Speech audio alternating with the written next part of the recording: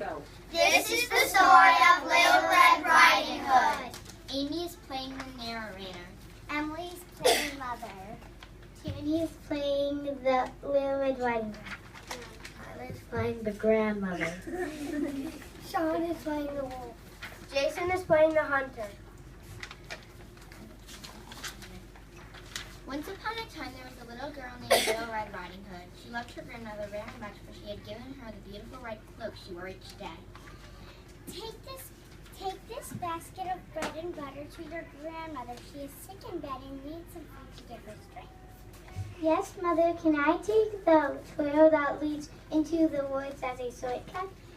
Yes, you may, but stay on the path and don't be long. Remember your manners and don't talk to strangers. Little Red Riding Hood took the basket of goodies and headed into the woods towards her grandmother's house. Along the way, she ran into a large, strange wolf. Hello, little girl. Where are you going on this fine day? Are you alone? I am on my way to my grandmother's house, for she is not well and needs some bread. I must go now, for my mother said I am not to talk to strangers. Continue on to your grandmother, little girl. Little Red Riding Hood continued on towards her grandmother's house. What she did not know is that the wolf had a plan to find grandmother's house before she did. What a clever creature I am. What a fine meal the grandmother and little girl will be. I will knock on the door and pretend to be Little Red Riding Hood. The wolf pretended to be Little Red Riding Hood. He ate the grandmother off in one gulp when she opened the front door. He then put on one of grandmother's nightgowns and climbed under the covers of her bed. I do hope grandmother is feeling better. I will knock before I go in. Little Red Riding Hood knocked on the front door. Who is it? Who is it? It is Little Red Riding Hood, grandmother. Come in, dear.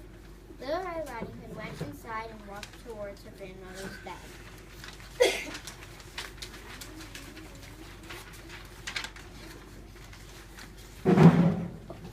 What was that? Grandmother, what big ears you have. The better to see you with, my dear. Oh, the better to hear you with, my dear. Grandmother, what big eyes you have. The better to see you with, my dear. My grandmother, what big teeth you have. The better to eat you with. In an instant, the wolf had gobbled up Little Red Riding Hood. Outside the house, a hunter was walking in the woods. He had heard all the commotion and decided to come in and see what was going on.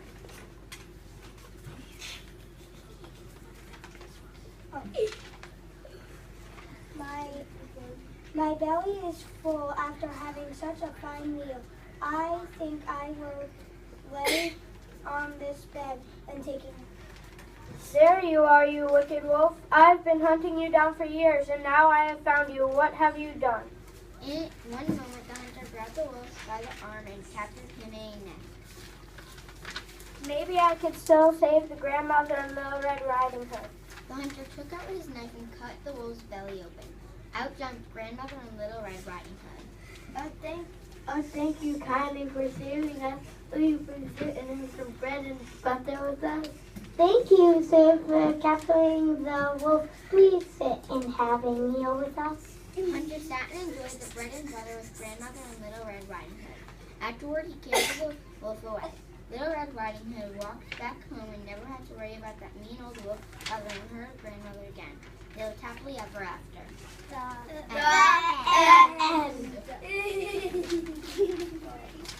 One, two, three. Welcome to the play of Goldilocks and the Three Bears.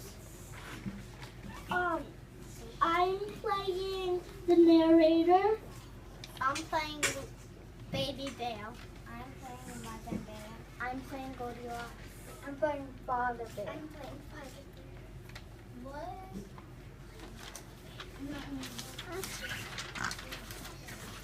Once upon a time, There was a bear family that lived in a cottage in the woods. One morning, Mama Bear made them some porridge for breakfast. Miss Lawson, we can go for a walk in the woods while our porridge cools. It is too hot for us to eat. Yes, it is a beautiful day. Let's go for a walk. The three bears, Father Bear, Mother Bear, and Baby Bear, took off into the woods. What they didn't know was a little girl named Goldilocks was walking in the woods as well. She had wandered away from her home exploring and looking for mistresses. I wonder who lives in that house over there. I will look into the window to see who is home.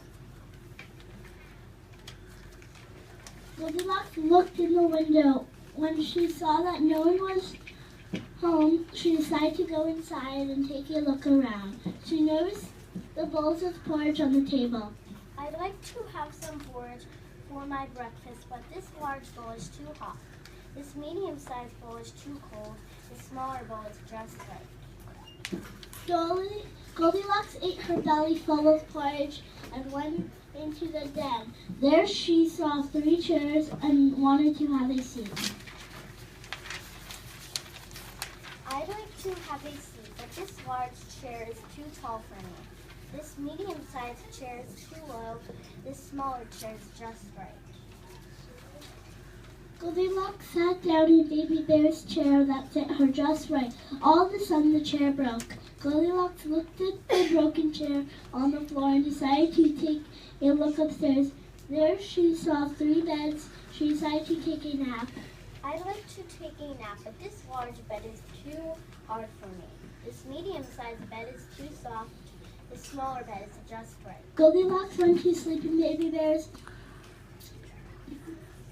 bed. Just then the front door opened. In walked the bear family returning from their walk. Somebody's been sitting in my seat. Somebody's been eating my porridge. Somebody's been eating my porridge, and they've eaten it all up. The bear family looked around and then noticed the chairs in the den.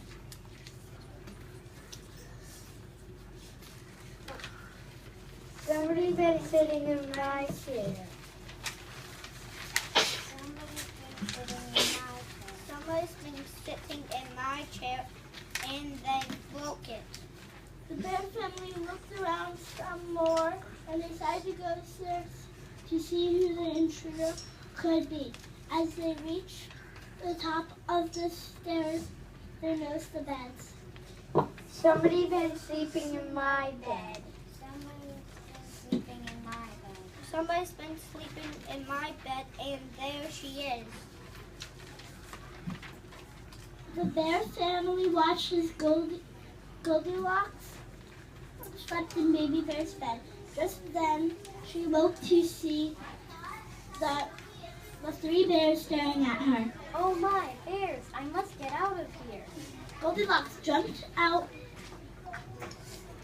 of the bed and ran out the front door as fast as she could. She didn't stop till she got home.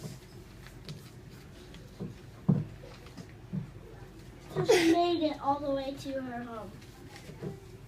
The 3 bears just stood there looking at each other, wondering who the little mischievous child could be.